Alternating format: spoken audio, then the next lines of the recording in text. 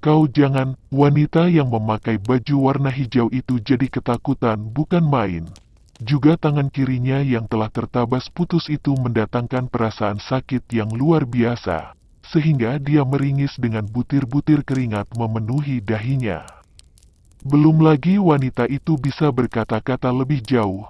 Telah terdengar suara sret lagi. Waktu mendengar suara sret tersebut, wanita itu merasakan semangatnya seperti juga terbang meninggalkan raganya, dan belum dia mengetahui apa yang terjadi justru di saat itu dia merasakan di tangan kanannya pedih sekali.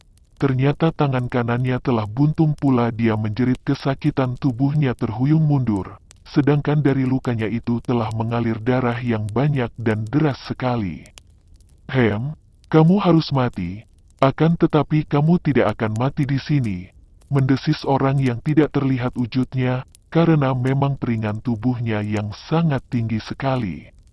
Dalam keadaan bercacat seperti itu, di mana wanita tersebut merasakan kedua tangannya yang telah buntung itu menimbulkan perasaan sakit yang hebat, dia mundur tidak hentinya serunya, Kau perlihatkan dirimu.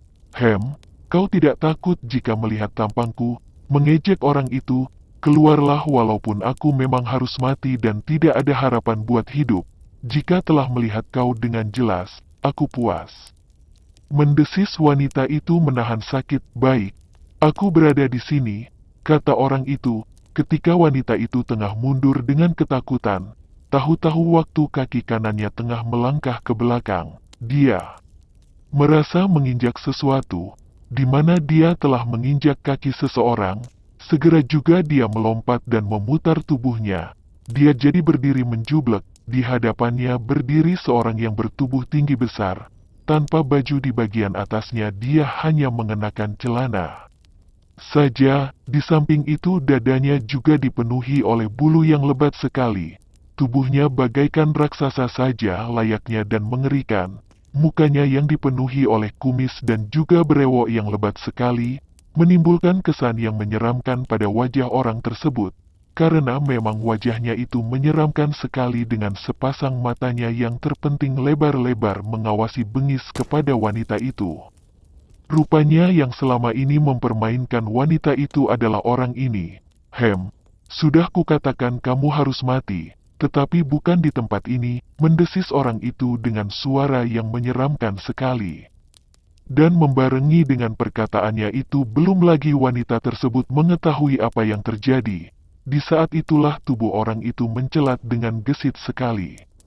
Di tangannya tampak berkilauan sebatang pedang pendek, di mana ujungnya dilumuri oleh darah. Pedang pendek itulah yang ikut bergerak, dan tahu-tahu leher wanita itu telah dipotongnya. Darah menyembur keluar deras sekali. Hanya saja potongan pisau tersebut pada leher wanita itu telah diperhitungkan sebaik mungkin oleh orang bertubuh tinggi besar tersebut, karena wanita itu walaupun telah terpotong lehernya, dia tidak rubuh binasa, melainkan meraung kesakitan dan ketakutan, lalu memutar tubuhnya berlari secepat mungkin untuk meninggalkan tempat tersebut.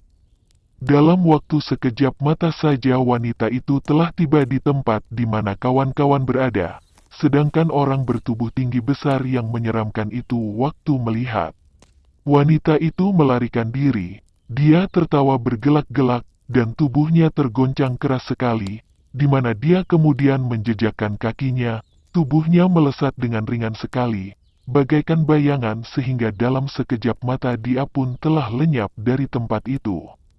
Sedangkan wanita tersebut, yang mengenakan baju warna hijau pucuk daun, yang telah buntung kedua tangannya dan lehernya telah terluka, darah terus juga menyembur keluar, telah berhasil tiba di tempat di mana Askara dengan Datuk Api tengah bertempur. Akan tetapi waktu ia tiba di tempat tersebut, seketika itu juga tubuhnya rubuh terguling. Sebelum dia sempat mengucapkan sepatah perkataan pun, dari lehernya hanya terdengar suara krok, krok. Semua orang yang menyaksikan hal itu jadi terkejut sekali. Segera juga mereka menyerbu buat melihat keadaan wanita tersebut, di mana mereka melihat dengan ngeri sekali dan juga mereka tidak dapat untuk menanyakan sesuatu pada wanita tersebut, karena memang hati mereka tergetar hebat dan di samping diliputi perasaan kaget, juga mereka sangat ketakutan. Apa yang mereka lihat merupakan pemandangan yang benar-benar sangat mengerikan sekali. Askara dan Datuk Api yang tengah bertempur juga telah mendengarkan suara ribut-ribut itu. Askara terkejut melihat keadaan wanita tersebut dan bermaksud menghentikan pertempuran mereka.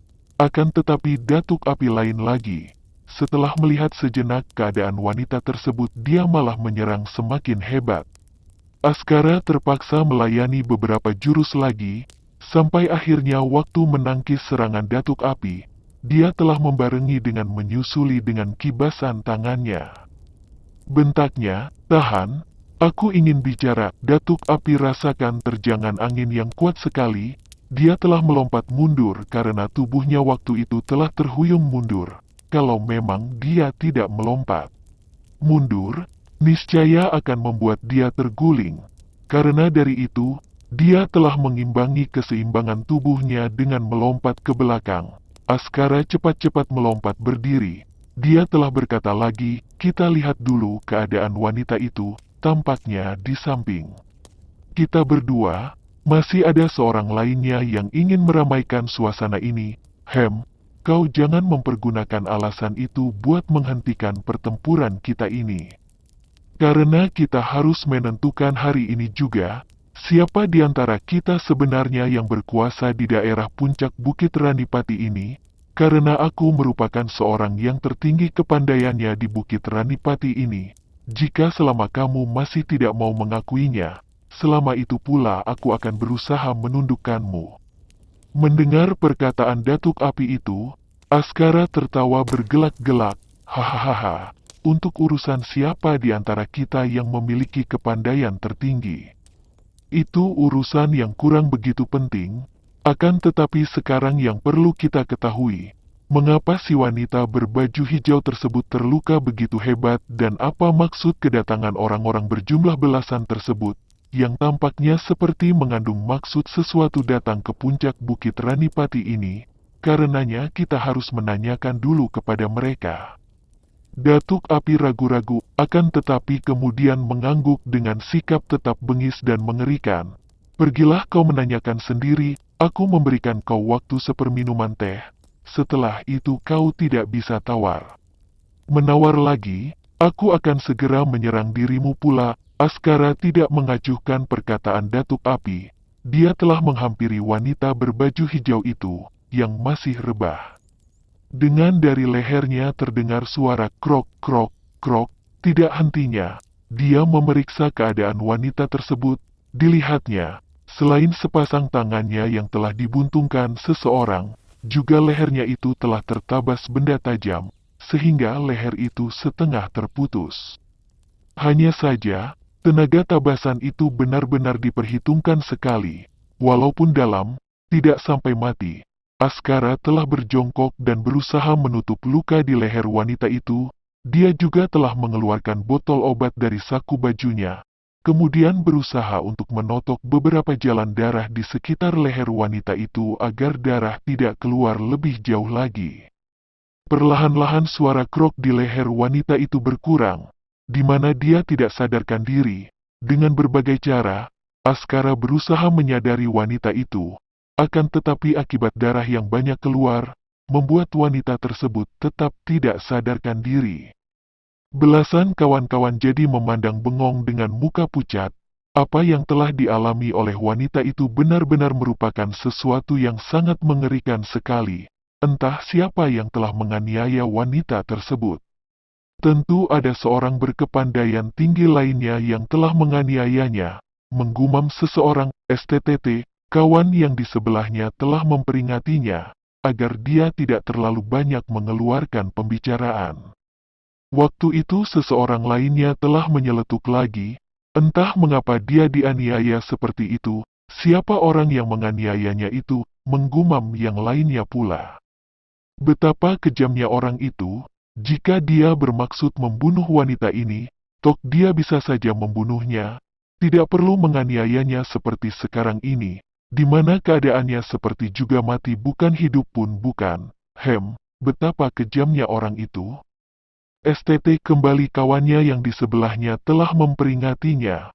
Waktu itu keadaan jadi hening kembali, di mana mereka hanya mengawasi dengan hati berdebar, karena mereka khawatir kalau mereka sendiri akan mengalami nasib seperti yang dialami wanita tersebut.